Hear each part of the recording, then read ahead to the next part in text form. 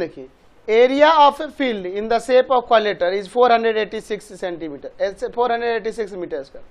If one diagonal is 36 meter and the perpendicular drawn from the opposite vertex on these diagonals are in the ratio 4:5, find the length of its perpendicular. चलिए मैं यहाँ पे एक quadrilateral बना लेता हूँ, इसका एरिया दिया है. ठीक है, यहाँ पे मैं एक क्वाड्रिलेटरल पहले ड्रॉ करता हूँ. इसका एरिया दिया हुआ है और इसका एक डायगोनल भी दिया है और उस डायगोनल पे जो अपोजिट वर्टेक्स से परपेंडिकुलर खींचे जाते हैं उनका रेशियो भी दिया है. यहाँ ABCD एक क्वाड्रिलेटरल ले लिए, ये डायगोनल AC दिया है यहाँ पे कितना 36 मीटर और ये अपोजिट वर्टेक्स B और D से जो इस पे परपेंडिकुलर खींचे जाएंगे ये दिया है रेशियो में. देख लो, यहाँ पर ले लेते हैं M और यहाँ ले लेते हैं N. रेशियो में दिया तो इसे 4x और इसे 5x ले लेते हैं. यहाँ ले लेते हैं कि लेट ABCD बी अ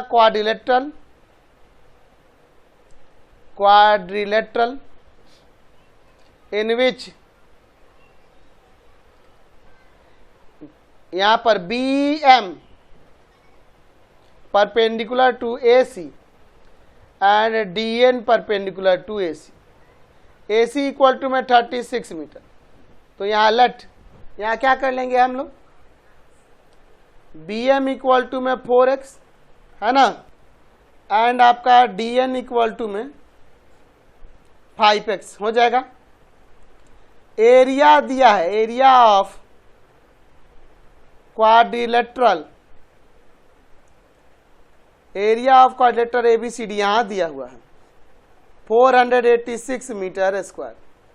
तो ये इसके लिए हम area of triangle ABC plus area of triangle ACD नहीं कर सकते हैं, 486 मीटर स्क्वायर.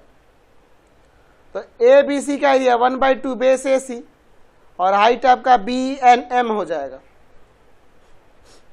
इसका 1/2 बेस आपका AC और हाइट आपका DN हो जाएगा equal to 486 metre square. AC का वैल्यू 36 है और BN देखो यहाँ BM देखो 4x, 1/2 AC 36 और DN देखो 5x. यहाँ इसे काट सकते हैं 18 टाइम्स में, इसे काट सकते हैं यहाँ पर 18 टाइम्स में. तो क्या हो जाएगा 72x और प्लस का 90x इक्वल टू 486 मीटर. ये इसको ऐड कर देते हैं, 162x इक्वल टू 486 मीटर. तो x का वैल्यू 486 बाई 162. तो कितना टाइम्स में, ये आपका आ जाएगा 3 टाइम्स में. ठीक है, 162 से डिवाइड करेंगे तो 3 टाइम्स में कैंसिल हो जाएगा. तो x का वैल्यू 3 आ गया, 3 मीटर. तो हमें हाइट निकालना था BM जो कि था 4x यानी कि 4 इंटू में 3 12 मीटर और DN था वो 5x.